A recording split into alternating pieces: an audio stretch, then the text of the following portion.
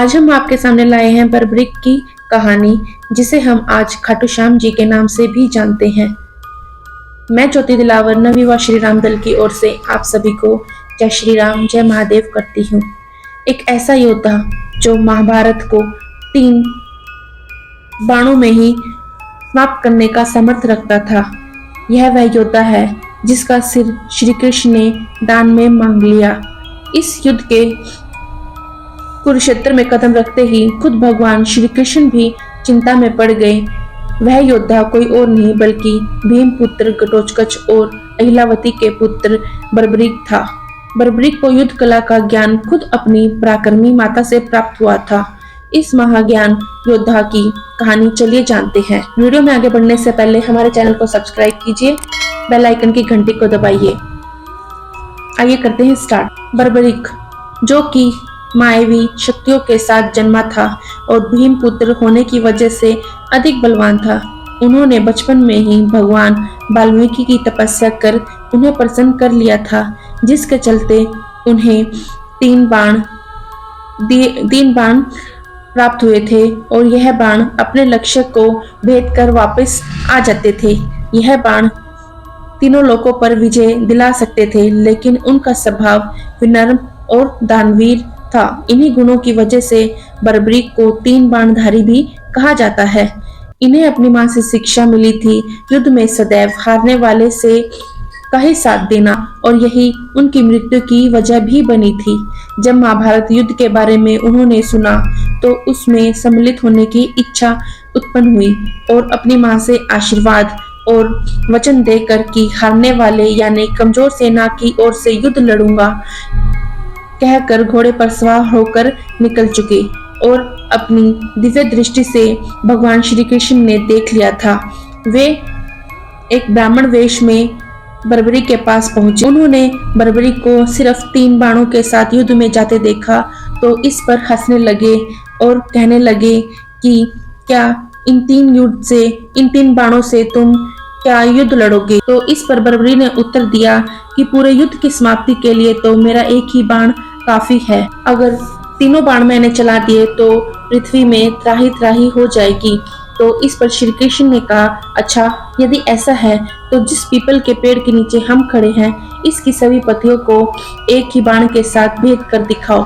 तो बर्बरीक ने भगवान का ध्यान कर बाण चला दिया और वह बाण क्षण भर में ही सभी पत्तों को चीरकर श्री कृष्ण के चरणों के पास मंडराने लगा।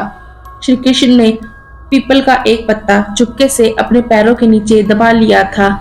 इस पर बर्बरीक ने अनुरोध किया, आप अपने पद हटा ले, अन्यथा आपको क्षति पहुंच सकती है। और मैंने पेड़ के पत्तों को छेड़ने के लिए कहा है। ब्राह्मण के पैर हटाते ही उस आखिरी पत्ते को भी उस बाण ने चीर दिया और चीर कर वह वापस बर्बरीक के पास आ गया। श्री कृष्ण अचंभित रह गए और पूछा कि आप किसकी तरफ से युद्ध लड़ेंगे? बर्बरीक ने कहा, जो हारेगा उसी की तरफ से मैं युद्ध लड़ूंगा। श्री कृष्ण समझ गए कि यह कौरवों की ओर से युद्ध लड़ेंगे, क्योंकि फिलहाल वही कमजोर पक्ष है और बाद में पांडवों के हारने पर वह पांडव की तरफ से लड़ेंगे। ऐसे में वह दोनों की सेना का अंत कर देंगे, इसलिए इसको यहीं पर रोकना होगा। श्री कृष्ण ने उन्हें दान करने की इच्छा प्रकट की, जिसमें विवेक से वचन दिए, ब्राह्मण जो भी आप मांगो मैं आपको दे दूंगा।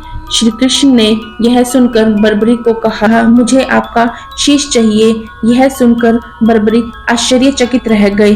हालांकि वे वचन बाध्य थे तो उन्होंने वचन निभाते हुए अपना शीश दान में दे दिया। इस पर श्री कृष्ण से कहा कि आप कृपया करके अपने असली रूप में आइए।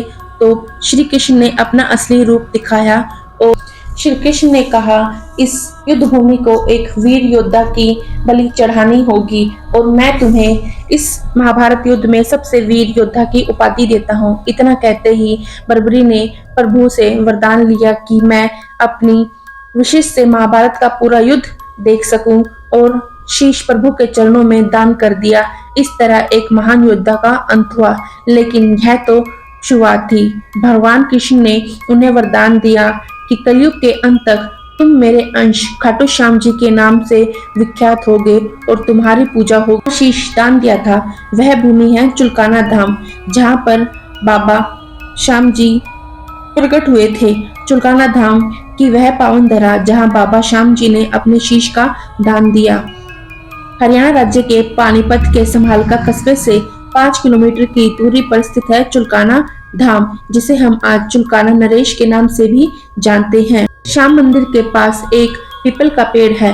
पीपल के पेड़ के पत्तों में आज भी छेद है, जिसे मध्य युग में महाभारत के समय में वीर बर्बरिक ने अपने बाणों से बेधा था। वही एक ऐसा कहा जाता है कि जो भक्त बाबा श्याम से मन्नत मांगते हैं उनकी मन्नत खाली नहीं जाती। आइए अब जानते हैं कि कैसे बर्बरिक को मिली हारे के सहारे की उपाधि।